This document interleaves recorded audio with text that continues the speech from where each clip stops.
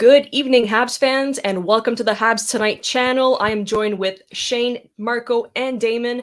And finally, we have some answers. Ben Chiarot has been traded, and not to St. Louis like we all expected, but as our boy Shaner predicted, Ben Chiarot has been traded to the Florida Panthers in return for Tyler Smilanic. I'm going to butcher that. Anyways, a 2023 first round pick and a 2022 fourth round pick. So for everybody who called us insane in our round table saying that Ben Chiarot would not get more than a second pick, yet alone a first, suck it. Is what I have to say. So everybody, welcome to the show. If you are not subscribed to the channel, please feel free to do so. We will be your go-to channel again this year for any sort of related news about the Habs, especially when there's a trade. We jump on it right away, as you can see right now. So welcome to the show again. Let's get your thoughts. Let's start with Shane. How you feeling, buddy? And what do you think about our return? I called it. You did. I called it. But no, seriously, Habs Tonight is the source. We said on the roundtable with you and I and Deeks, it's gonna start with a first round pick, probably a prospect, and then something else. And we were spot on. We know our stuff, guys. So listen, talking on the return here, what we got, fantastic. Sorry, I just got to pull it up because this beauty is now part of the Montreal Canadiens. I already have a man crush on him. He's got the lettuce going. Absolute unit. This guy's 6'1", 177 pounds. He plays center and wing. This season, he's putting up 22 points in 38 games. I mean, come on. And on top of that, we have a first in the next year and a fourth. How can you not be happy about this? This is fantastic. Fantastic. Yeah, Michael? I think this is an absolute home run for the Canadiens. I think all of us, when we saw the Florida Panthers earlier today trade Frank Vatrano, clearing up a little bit of cap space, I think we all were under the sort of impression that they're going to try to bring in Claude Giroux, because there's been a lot of talks about him. But This one, way out of left field, Chiarot getting traded to the Panthers. And this one wasn't really something I think was expected, besides Shane, of course, who was on it from the beginning. But because his initial top teams were the Blues, the Wild, and I believe the Hurricanes too. So, I mean, this just goes to show this is a great move for the Panthers as well. They're getting a solid defenseman who was on our first pairing and will be on probably their second. But just the fact that they're on their second, think about it. They got Aaron Ekblad, Mackenzie Weegar, and now Ben Chiarot to complete their defensive depth. That is a scary, scary team to be facing up against. So they definitely got a great return from just getting Ben Chiarot, and our return on our end, getting a first, I think, was the most important aspect. And then, like we said, we're just kind of sprinkling on the little fillers after that. The prospect, who looks really promising, is a good touch, and also the fourth that we could use to either flip or use to draft players ourselves.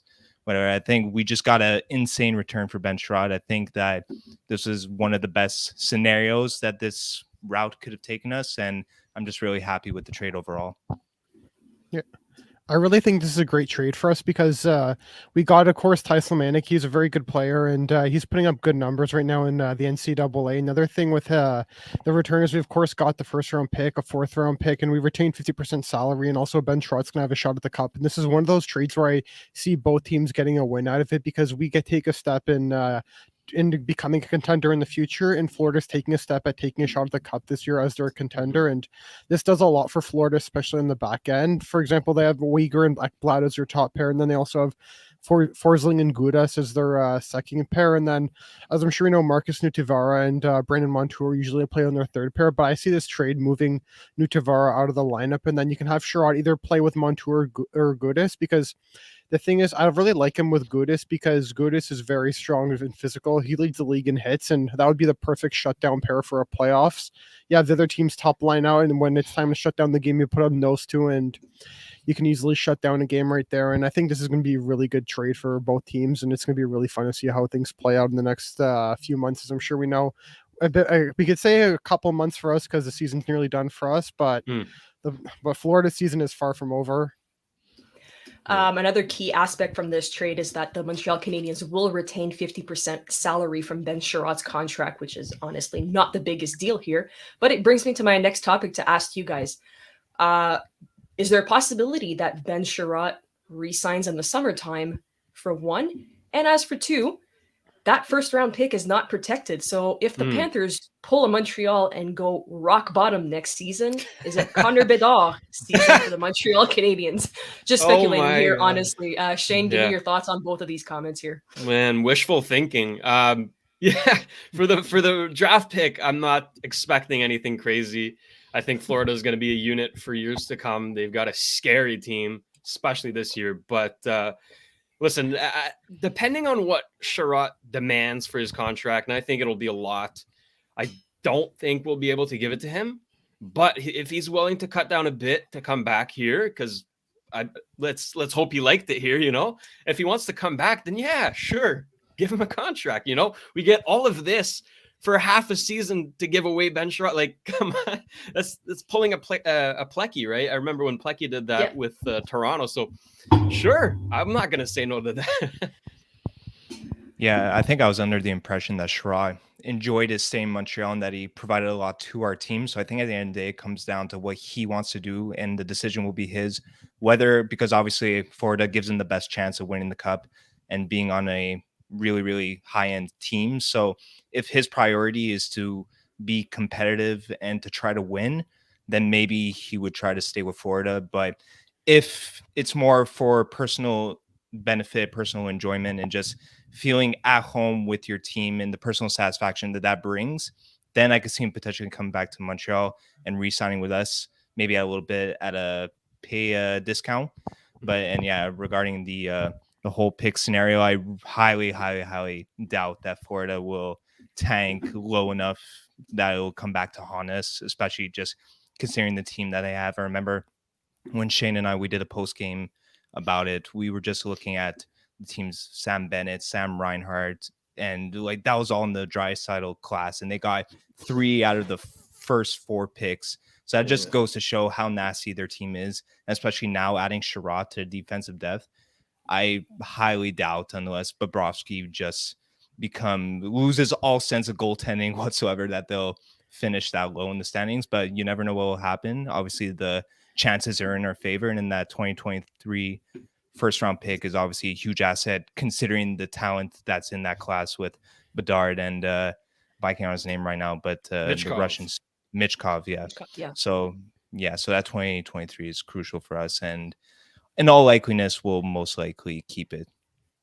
Yeah, it would definitely be nice to have Chiarot back. I've been a fan of him and the game he plays, and if he were to come back, it would be nice to have him back because he can easily mentor someone such as Caden Gooley, and that would be a really nice thing, I think, if he can mentor like Caden Gooley. And as I'm sure we know that if he wins the cup, he might want to come back, or if not, he might want to go to another contender if we take the rebuild or retool step. But also, as I'm sure we know about our defensive depth on the left side, we have Harris, Struble, Romanov, Gooley, and I think all those guys will for sure be NHL defensemen. But Harris, at the end of the season, we got to just sign him ASAP, which we just need to get that done, and I think we will get it done. Just a matter of time when Northeastern season ends. And as I'm sure we know, I heard a report that Kent Hughes actually coached Jordan Harris when he was much younger. So if we can have Kent Hughes' effect work in and sign Jordan Harris, and hopefully Harris can get in a game with us this season, I should say, it would be really nice. There's also I'm reading through the comments here. Thank you everybody for logging on. We're almost at 300 people right now, so we appreciate all the support. Make sure to subscribe and like this video. If I'm feeding through, I guess the most reoccurring comment is Kent Hughes done? Obviously, I don't think he is, but is Jeff Petrie on his list for the next defender to be moved? Would you keep him now that Ben is gone, or would you take the chance of losing both? And like Damon said, you got some great prospects coming up, such as Caden Gooley, Jordan Harris. So what do you guys think is Jeff Petrie's future in Montreal right now? It's hard to tell, really. To me, he seems like more of a summer type of transaction than a trade deadline deal, because he doesn't need to be moved as Chiarot was, right? Chiarot's contract is coming to an end. Petrie still got years on his deal. So it's not like a pressing matter. But again, as Kent Hughes said multiple times, if a deal comes up that he cannot pass up on, he will do it. So if a team calls Kent with a good offer on Petrie, yeah, let's do it. We should expect the unexpected with him. almost every guy is on the chopping block. I mean, today we were hearing rumors about Kulak getting a second round pick, which I think would be fantastic value. And then maybe Weidman could get shipped. We sent Pejo down, to the waivers. He might get picked up, but he was a guy we thought could get traded. Maybe not anymore. So he's definitely not done. I mean, there's still plenty of moves to come. But as for Petrie, I'm not sure. I'm not tough call. Yeah, I think that we do have a lot of assets who we could be potentially moving. I don't think that Kent Hughes is done either. I don't know if there'll be any more big splashes like what we've seen with Toffoli and Chiarot. Maybe just like dealing Weidman, Kulak. Maybe we might see Mike Hoffman deal. Who knows? But I don't think that Hughes is done. And like you said, Shane, if there's a good enough deal for Petrie, he'll take that one as well. I think now that Chiarot's gone, though, you have to take in consideration the sort of leadership aspect too, because Chiarot was that guy alongside Petrie who had more of like the veteran experience and the leadership to lead the guys and be that sort of role model for the younger guys. Because keep in mind now, if we get rid of Petrie or if we deal him, then we'll have basically Romanov as our top guy. And I don't know if he's at that point quite in his development where he could handle that load on himself alone. I definitely think that at least for the remainder of this season, you'll need someone like Petrie to kind of be the guy with the veteran experience to lead the group. And then if you're going to deal him in the offseason, when we have our guys who we're currently developing like Gooley and Harris come up next season, that's a different story, but you're not going to bring him into the lineup this season. So I think at least for the time being, we'll keep Petrie around. But like you said, who knows with Hughes, if there's an offer he can't pass up, then he'll look at doing that as well. It's not like we're trying to stay competitive for a playoff spot this season. We still have to embrace the tank a little bit. So maybe losing Petrie would be better for that.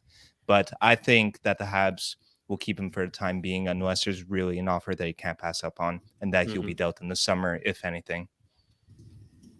Regarding Petrie, I think that's a really good subject to talk about because Petrie, as I'm sure we know, his family, from what I've heard, is still not up in Canada yet, and that's part of the reason why he wanted to trade. So if we were able to move him and the right deal comes around and helps build up our future, and as I'm sure we know, Dallas has been interested, and Logan Stankoven's name's been in, and I'm a big Logan Stankoven fan. Yeah. If we can get him, I would just do it in a heartbeat, but Huge.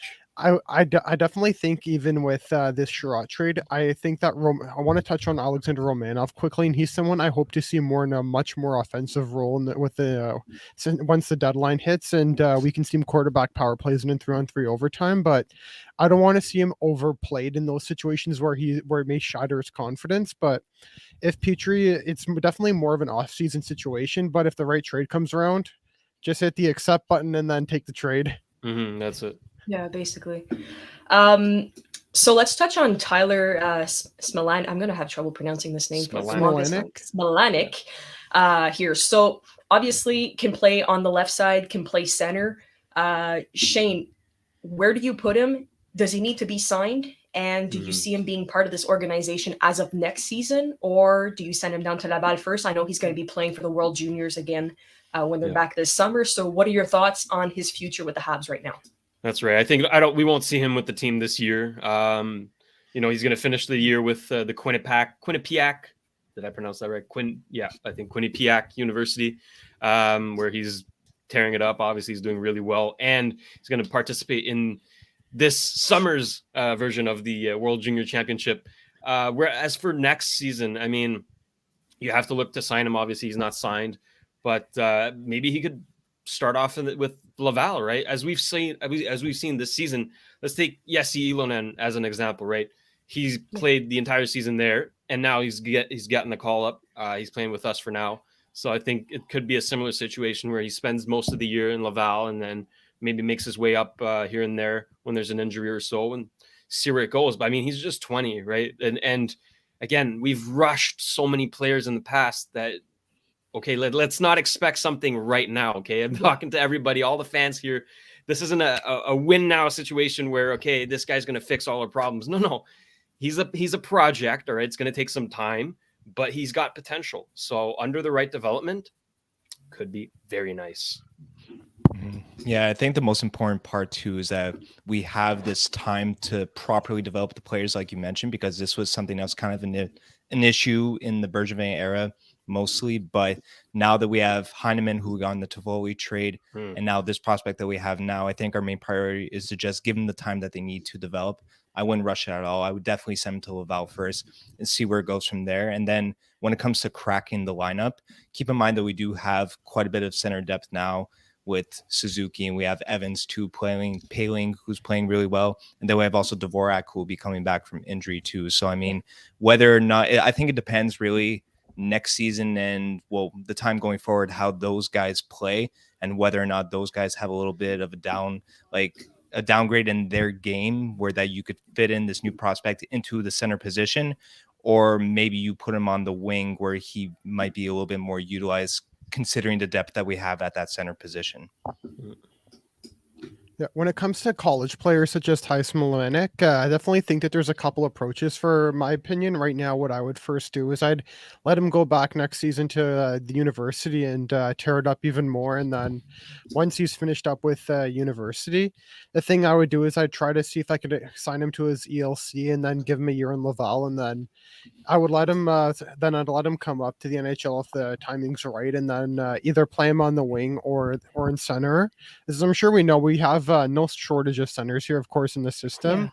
Yeah, we have Suzuki, Paling, Evans, and then Riley Kidney's going to come up soon, and yeah, there's just no shortage, and a lot of them are going to be good NHL players. And Riley Kidney is someone who, I'm just going to throw this out there, I would not be surprised if he makes the World Junior team this summer, because he's been one of the guys tearing it up for us in the QMJHL along with Joshua Roy. So we're essentially we're pretty much loaded up, and it's a good problem. So I'd put him in whatever position that we have a bit more of a liability in. Let's say we don't have enough wingers, I'd throw him on the wing, but he seems like a versatile player that he'd be willing to play anywhere. I'm going to bring this topic up real quick. I think I'm going to start with Damon, ask you first. So the Habs still have interest in Jack McBain right now. So you were talking about this in our group chat earlier today. So I want you to touch on it. And if we're going to go after him, do you see us keeping that 2022 fourth round that we just got? Or is this something that we could bundle up and trade in order to get Jack? Yeah, Jack McBain's a very good player that I really like, and he's definitely a pleasure to watch. He's a Boston College product, and he played along with Matt Boldy and Alex Newhook on that top line 2 years ago, but now he's on that top line alone, essentially. Like, no other big NHLers are on that line with him, but also he is playing with Luke Tuck there over at Boston College, and he's also a fellow Habs prospect, so I definitely think that he's someone who I'd really like to look into getting, because he's definitely a good player who can play either on the any line. Like, he can grind games out, he can score goals, he can do anything you really want. And he was also one of our better players at the Olympics. And he didn't play as much because I'm sure we know old school Claude. So yeah, he's definitely, I could honestly see us giving up that fourth. And I even heard a rumor that Minnesota's asking price might be a second for the signing rights, but it have to be a sign and trade, in my opinion, if it were to happen, because of how talented he is. And it would be a wasted pick if we just give them the pick and we were not able to sign him and he just becomes a UFA. But I definitely love to make a run at Jack McBain because of how good of a player he is and how key he could be to our future if we're able to sign him, because he can play anywhere for us. And that's not something you really see in everyday NHL players. Yeah, I think that when it comes to Jack McBain, because obviously there's a lot of other teams besides us that are interested in him too, it'll come down to kind of like a bidding war in a sense. Now that we kind of dealt our major trade bait asset in Chiarot, it depends really what the Wild would kind of want in return, whether it be a stack of picks, which, I mean, we have a lot now with the big pieces that we have moved. I definitely think that the fourth round that we got will be flipped in a sense, most likely, whether it be with trade for McBain or for somebody else. But yeah, I think at the end of the day, he would be a very good player for us to have. Obviously, he does play center, right? Correct me if I'm wrong, but yeah, that's does. also, Yep. And that's his main position, right? That's it. Yeah. So, I mean, that's also something you have to keep in consideration too. Like, if we do end up trading for him, like, where would he sort of fit in the lineup? Because we do have a lot of good young talent there as well. So you kind of have to either utilize him in a different spot or kind of just figure out who you'll bring down in order to bring him up. So obviously he'd be a good talent to have, but you have to take that aspect in our current lineup situation into consideration as well. And also the sort of asking price too, because I mean, they might be interested in, let's say, somebody like Lehkonen, but I'm not sure if Hughes was really keen on giving up Lehkonen, especially with his recent play. I think that we'd want to keep someone like that. So I guess what I'm trying to say is that without giving up a huge asset, which we kind of just did with Chiarot, it might be a little harder to get him with just a stack of picks. I think there might be another team who could offer a little bit more in that sense if it really does come down to a bidding war. That's it. And I mean, this guy's no slouch. Like, for people who don't know, Jack McBain is 6'4", 208 pounds. He's 22 years old. He's playing for Boston College right now. He's got 33 points in 24 games.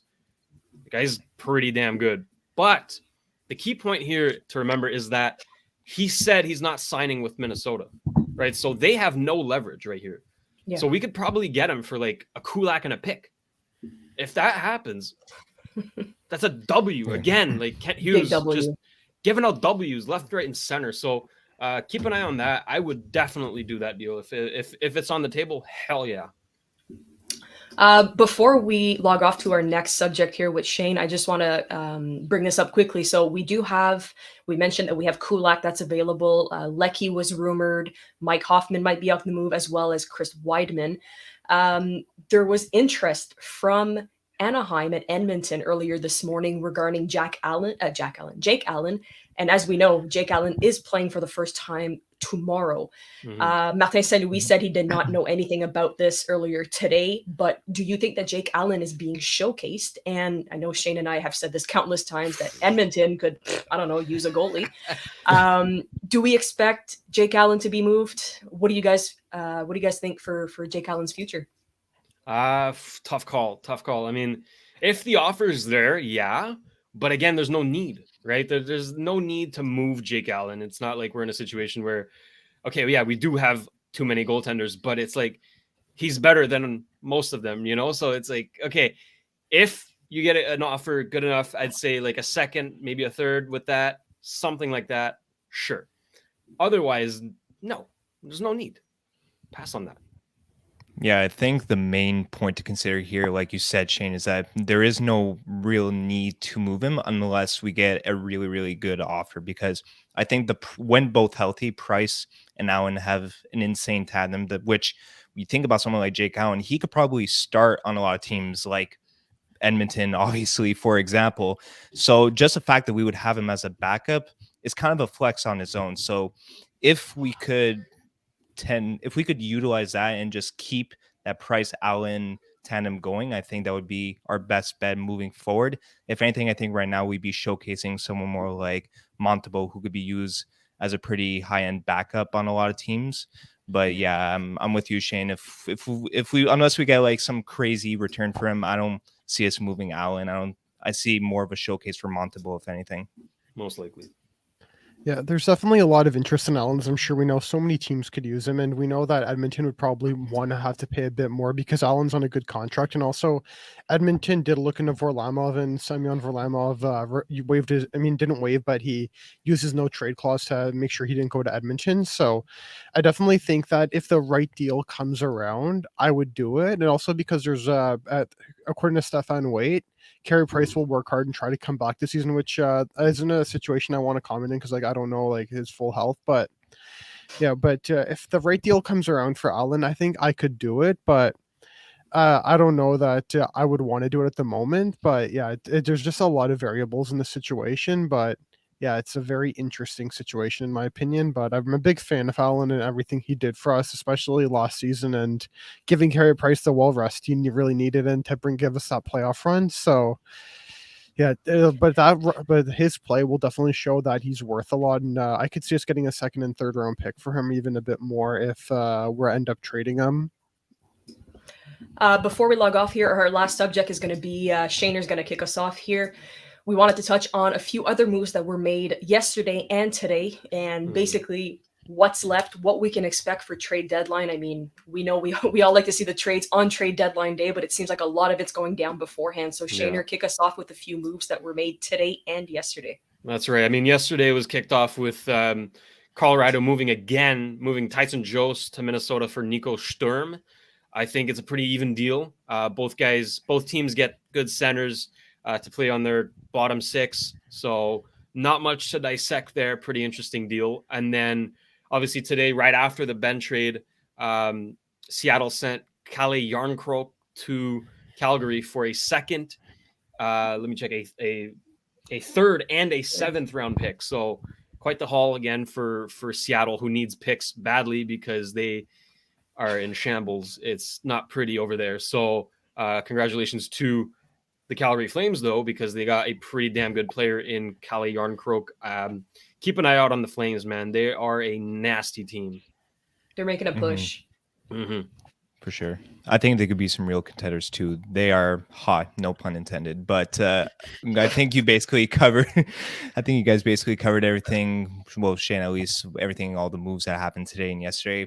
In the sense for what we can expect coming to trade deadline, I think the three biggest aspects. One of them being Claude Giroux, whether he'd be going to Colorado. Some people, well, I thought also Florida was opening some spot for him maybe today, opening up some cap space, but Colorado in their move yesterday was also doing that. So at one point I was like, okay, maybe he'll go to Colorado, maybe Florida. Either way, he'd be with a high level players, and obviously he'd have a chance to gain that cup. I definitely think that after his 1000th game tomorrow, he will be moved to, well, now most likely Colorado. Mm-hmm. But I believe his teams of interest were them, St. Louis, and I believe Minnesota. He said he would waive his no trade clause for those three teams.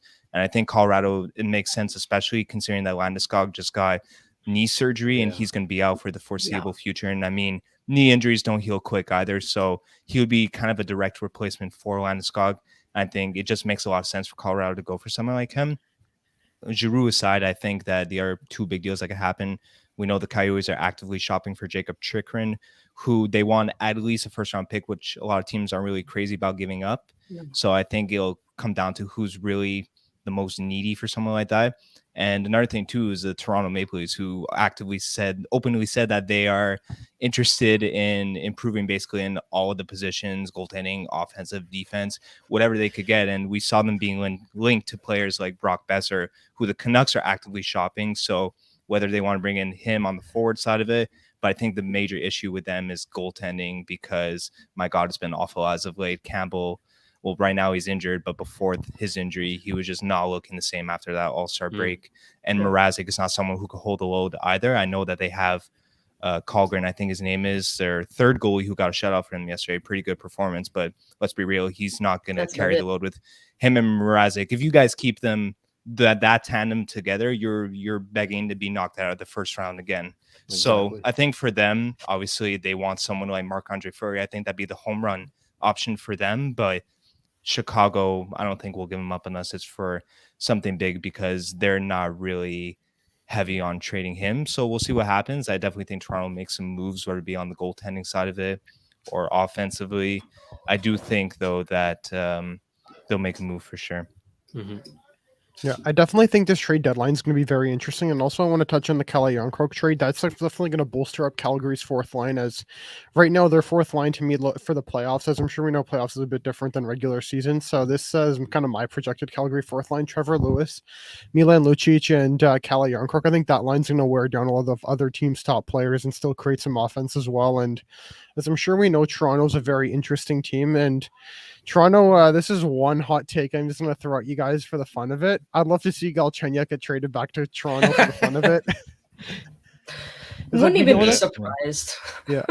Just imagine another fourth round pick for Galchenyuk. Like, honestly, like at this point, I'd kind of like to see Toronto actually do something other than losing the first round this year, but we know like that they need to improve everywhere. We know goaltending, Varlamov could be an option there, Fleury, but according to Friedman, we know the thing about Fleury is that he'll only leave if he can go somewhere that they can win a cup. But even if Toronto, I'm just going to say in the first round, even if they play Florida or Tampa, they're likely losing that series, in my opinion, because their bottom six isn't good enough. So that'll definitely be a very interesting situation in Toronto. And I also think on their defense, if Muzzin ends up going on LTIR, they can definitely build up some cap space and then they can add someone else. But I like the one player who I do think they could add is Mark Giordano or Colin Miller. I think both those players could be good fits on their blue line.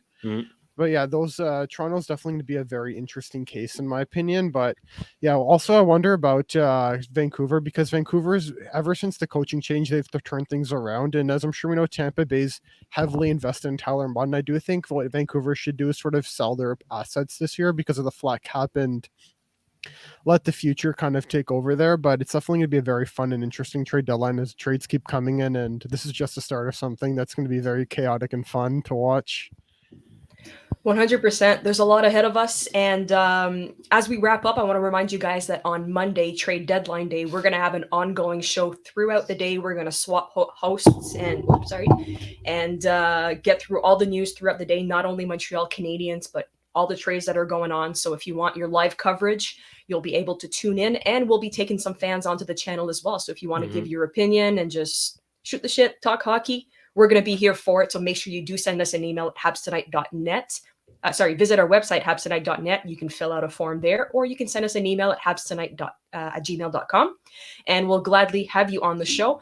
I want to remind you guys, while I have you, that we still have our promo code Habsitivity for 20% off the whole website. If you want to get your Habs Tonight merch, boys are rocking the hats and the shirts right now.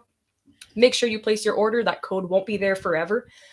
So that about wraps it up. We have Ben Chiarot, who has left for Florida, making a cup run. Best of luck to Ben Chiarot. And again, we do thank Ben for everything that he's done for this organization.